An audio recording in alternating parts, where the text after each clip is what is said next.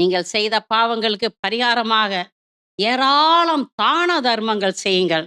நற்செயல்களை செய்யுங்கள். அதிமிக வல்லமையோடு துதித்து ஆண்டவரை ஆராதியுங்கள். வேதம் வாசிங்கங்க.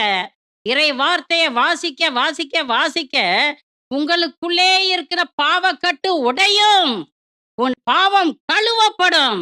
தேவனுடைய வார்த்தை உங்களுக்கு பாவக்கட்டுகளிலிருந்து விடுதலையை கொண்டு வரும். Amen. Amen. Praise the Lord. Praise the Lord. நீங்கள் செய்த பாவங்களிலிருந்து பூரணமாக விடுதலை பெற வேண்டும் என்றால் உடலை ஒடுக்கி உபவசித்து ஊக்கமாக ஜெபம் செய்யுங்கள். நல்ல தயாரிப்போட பாவ அறிக்கை செய்யுங்கள். பாவ பரிகாரம் செய்யுங்கள்.